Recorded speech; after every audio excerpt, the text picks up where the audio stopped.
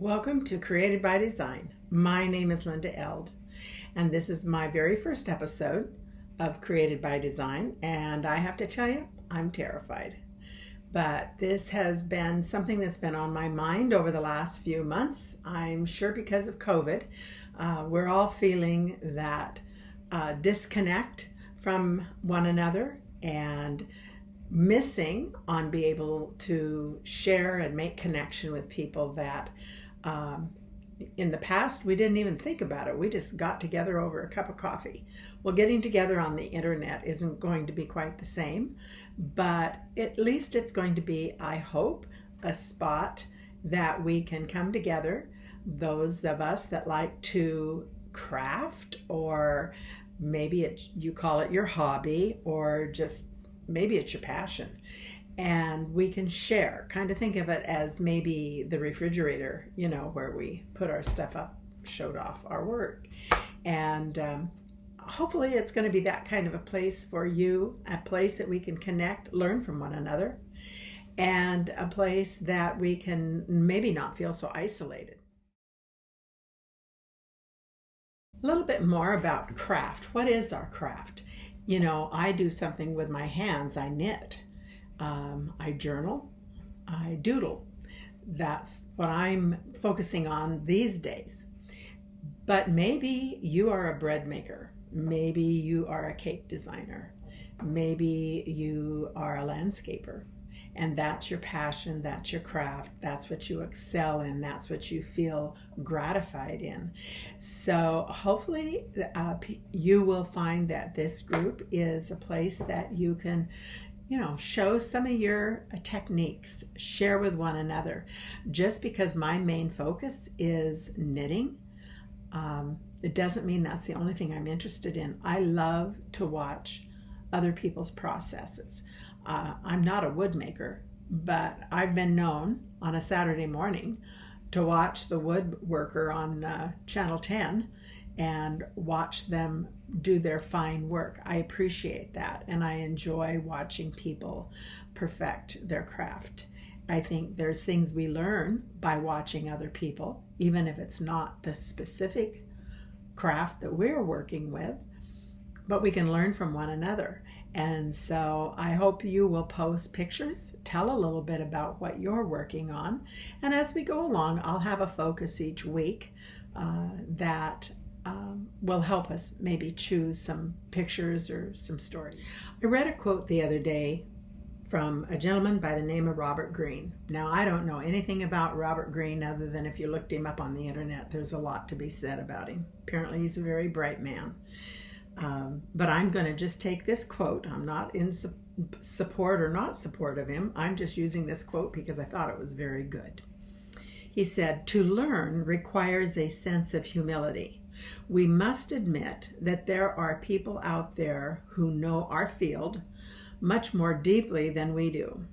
Their superiority is not a function of natural talent or privilege, but rather time and experience."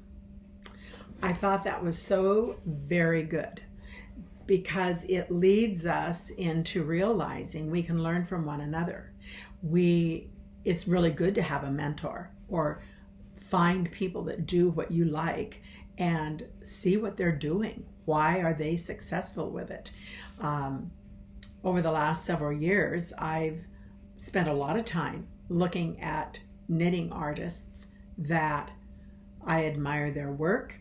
They've stretched me to try what they're doing, and it's grown my ability by looking at other people that have perfected a particular field. There was a day when people would say, "What's your craft?"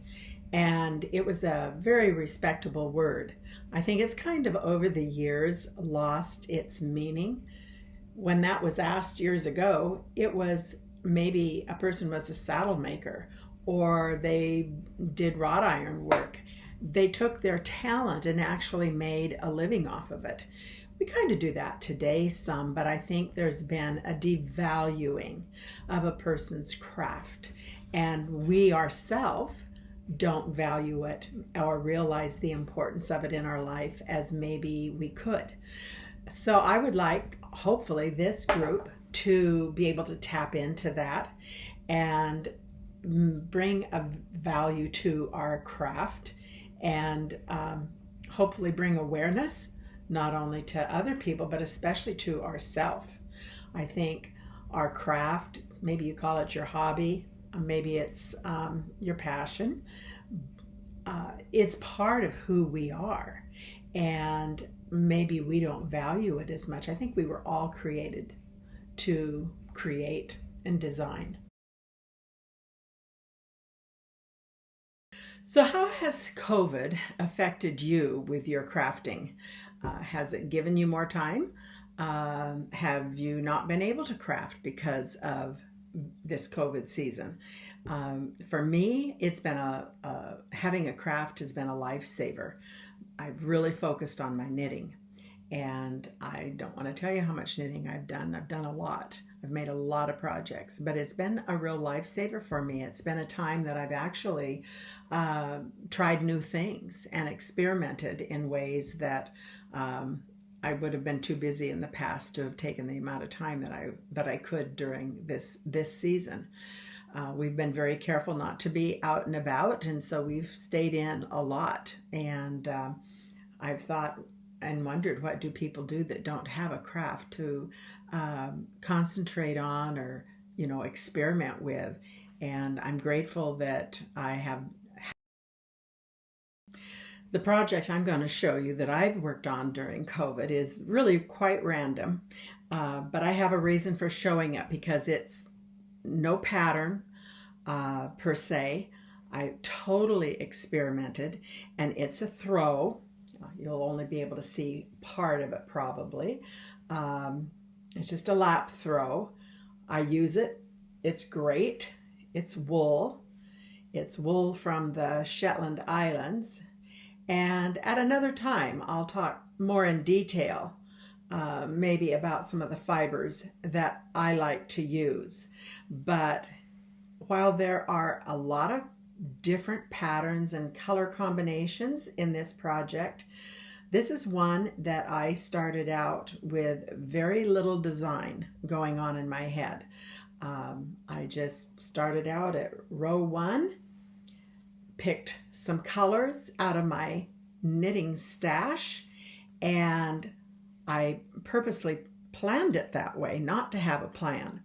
And I wanted just to see what would happen. I wanted to experiment with colors. I've done a bit of painting in times past, and mixing a wet medium together, you can come up with all kinds of colors. Very different working with a dry medium when you're blending strands of yarn side by side to see what the effect you are going to get. So I've had a lot of fun with this particular little throw. It actually was knitted completely in the round, and for knitters, you'll understand that it was completely in a circle, and there was a thing called a steek that I built into it as I was knitting. And when the project was done, I cut that open so that it could lay flat. And then I picked up all the stitches around the edges, and I knitted a border so the border folds over the edge. This is what the back side of this type of knitting is called Fair Isle or strand working. And you're knitting with 2 colors at a time. 1 in each hand is how I do it. Some people use 2 strands over 1 finger when they're holding the yarn. I do a strand in each hand, and I knit in 2 different methods to get the project knitted. But anyhow, this was a total experiment, fun, random, didn't know from one row to the next what pattern I was going to work on. So it was a complete freedom for me. And as you can see, there's just quite a lot of color combinations in this. And this stretched me because I'm usually working with a pattern and following a pattern, but I didn't want to have it all laid out. I wanted to actually have a freedom when I made the project. I got some ideas from one of the knitters that I really think a lot of. Her name is Alice Starmore, and she's made this book of designs, which is just all kinds of black and white graphs. So some of them I took directly out of the book. Some of them I took ideas and made them my own. I changed them up, and this project was a lot of fun. And it's something that I probably am the only one that's really going to appreciate it because it was such an experiment for me and playing around with color. I love color, and I love to see what happens when colors are put together. And so that's what was accomplished here with this project. I'm not sure how long this took me, maybe the better part of a month, I guess, about that. And so it's got a lot of hours in it, really, but love having an end product, something that you can use. And I will refer back to this many times to see how colors complement each other. I threw out the color wheel, didn't follow any rules about how colors should be put together or not put together.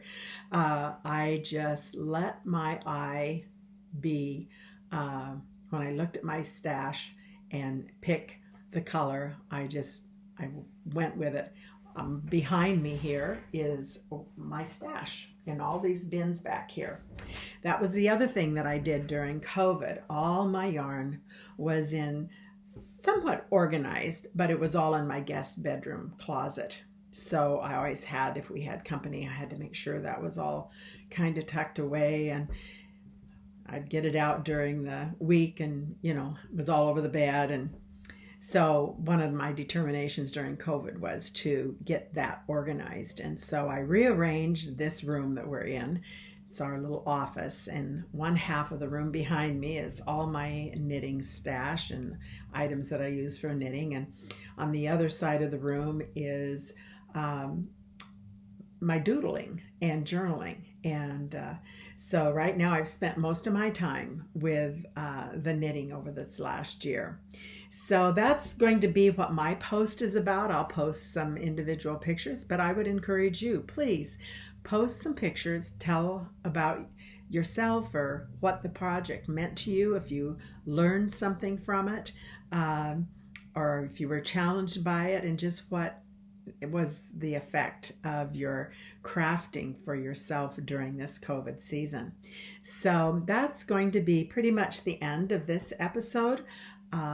I'll have another one next week, and at the very end of this video, you're going to see some pictures from one of our adventures to Peru. I hope you enjoy them, and I hope you enjoy connecting with us at Created by Design. Thank you.